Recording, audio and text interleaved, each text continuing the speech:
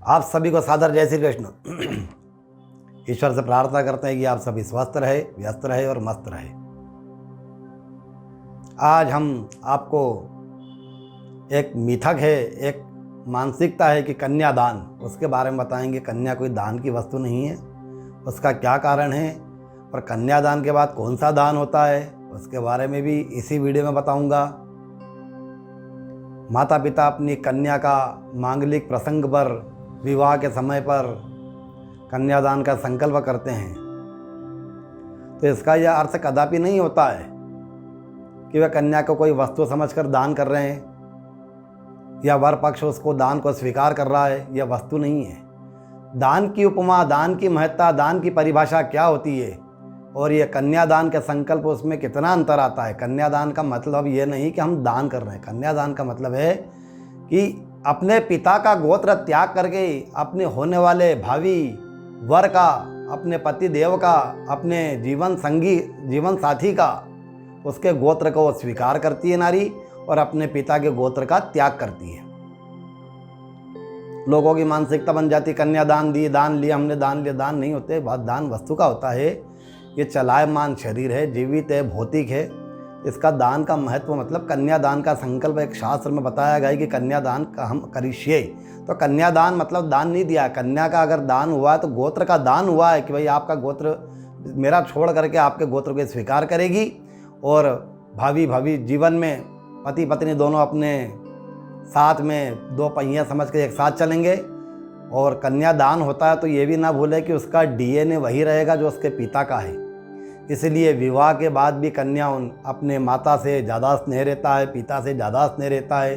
बारंबार उसको माता पिता की पीहर की याद आती है, क्योंकि उसके शरीर में, उसके भौतिक शरीर में, जीवित शरीर में उसके पिता का, माता का डीएनए है।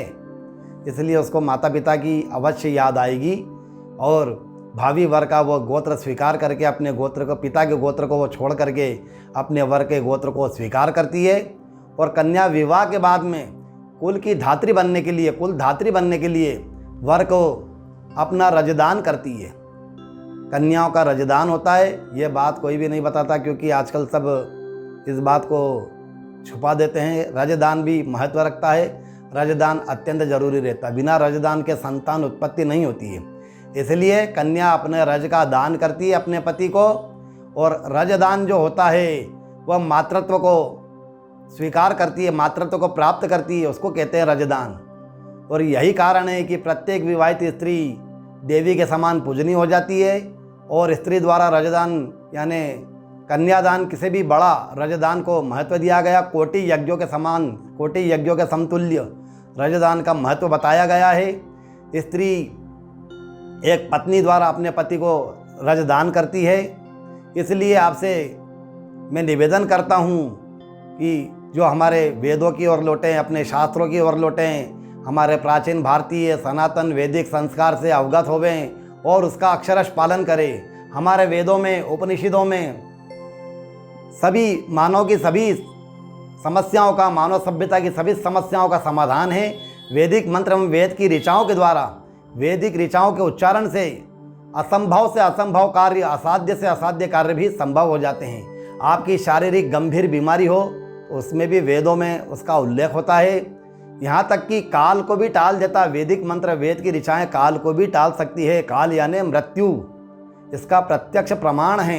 इसलिए वेदों की ओर लौटें। हमारे द्वारा जो भी समस्याओं का समाधान किया जाता है ये वैदिक मंत्रों के द्वारा, वेद की ऋचाओं के द्वारा गारंटीड 100% कार्य होता है।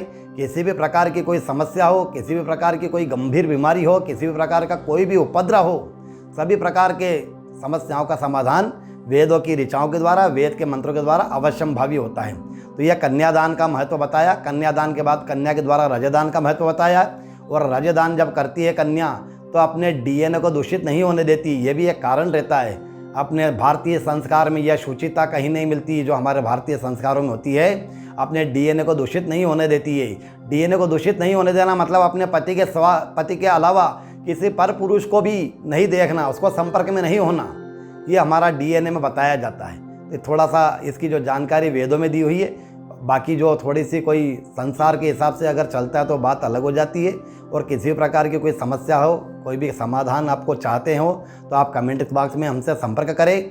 अगर आपको वीडियो अच्छी लगी हो तो इसको लाइक करें, शेयर करें।